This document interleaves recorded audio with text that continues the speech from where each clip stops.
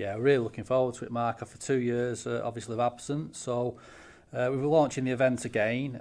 So the event this year will be on Friday the 30th of September at Duckingfield Town Hall. And obviously, like you say, it's a celebration. It's to recognise all the many volunteers within our community sports clubs and physical activity groups within Tameside. And of course, you've got the 9 categories again. Can you just pick out some of your favourites? My favourite, they're all my favourites. Probably the ones that stand out for me is the community club or physical activity group of the year. I think that's a real big one. And then obviously we've got a lot of talented young people within Tameside. So we have a Young Sports Achiever of the Year award. And then another popular one for me is the Alex Williams Volunteer of the Year award. So obviously within our sports clubs and our physical activity groups, nothing would happen, unless we had the volunteers actually putting their time in. So that one's a really, really good award to win. Like I said, it is a celebration of all the good things in and around the borough. I know you can't tell us about the guest speaker at the moment, but that's one of the highlights as well, to bring in someone who's got that experience and achieved at the highest level. It is a real celebration. Yeah, of course it is. I mean, the guest speaker is obviously a big part of the evening, because it's obviously somebody who hopefully the people who attend will, be inspired by and hopefully want to listen to what that person's got to say. So we have got a guest speaker lined up. I don't want to tell you at this time who that guest speaker is. It's somebody quite high profile. So what we'll probably do within the next couple of months, as the nominations coming in and the process progresses, we'll announce a guest speaker then. And of course, nominations do open on the 4th of April, so not too long to go now, is there? Absolutely. So Monday the 4th of April, all the nomination process will open. There's various ways you can nominate somebody. So the nomination forms will be placed basically on 2 websites. So the first one's activetameside.com, obviously with the 3 W's before it. And then the second one where we're going to place the nomination forms is tamesidesportsnetwork.co.uk. You can also request nomination forms by email at tsportsnetwork@activetameside.com. Now, some people might be a bit sceptical about nominating someone for whatever reason. To alleviate those fears, what would you say to these people just to get involved and see what happens? Absolutely, yeah. I mean, every volunteer within a sports club or a physical activity group or the club itself, deserves some recognition for all the efforts.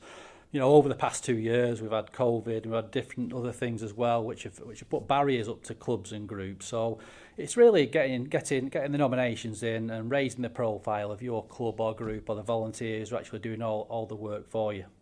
Now, just to touch up on the Tameside Sport and Physical Activity Network, tell us a bit about that. You've recently released your annual report. I've seen you've helped a lot of people in terms of getting their coaching badges, in bursaries and stuff like that. Tell us a bit about that. Yeah, so the network's now probably been going 2 years.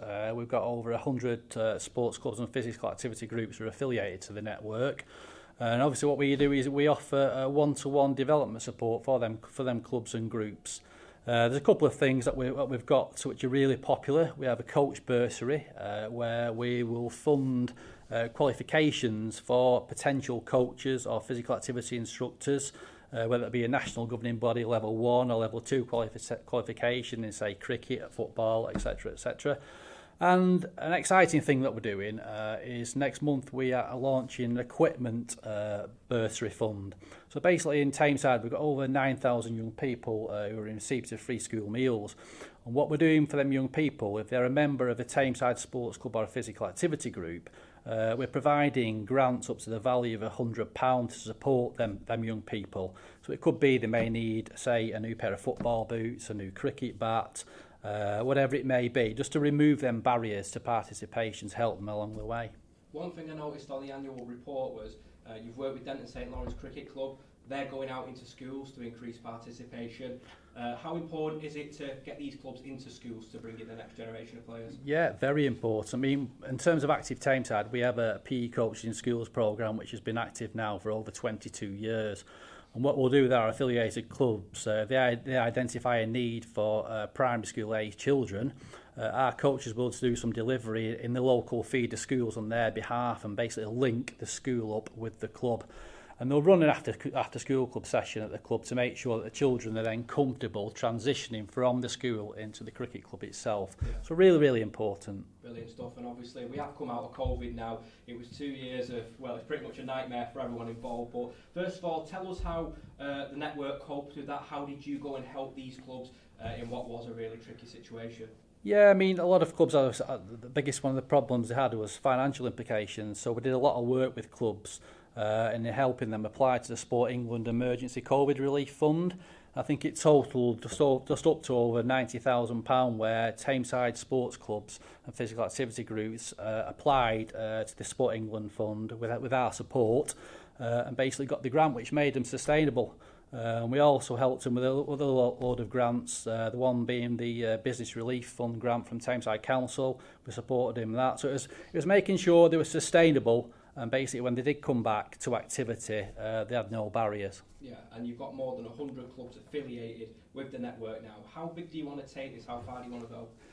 We can go as big as we like. I mean, obviously, you know, with the support we provide, we meet with clubs on a one-to-one basis, and what we do is we go through a club support audit, which identifies actions for development where the network will basically support the club or group over the following 12-month period. So it's a two-way thing, really. Obviously, we set out these actions where we will support clubs, but also we need clubs and groups to take their part with it, really, and make sure we can push these actions forward so things are actually developed. But in terms of new members, yeah, we're always looking for new members. It doesn't cost anything. It's free to affiliate to the network. And there's a lot of marketing and promotion and publicity that we can give different clubs and groups, along with all the support that's identified from when we go through a club support audit with them. So if anyone's listening to this, any clubs or individuals, they want to get on board with the network, what's the best way of getting involved with yourself? Yep, so they can register their interest on our website, which is www.tamesidesportsnetwork.co.uk, or they can drop us an email at tsportsnetwork@activetameside.com.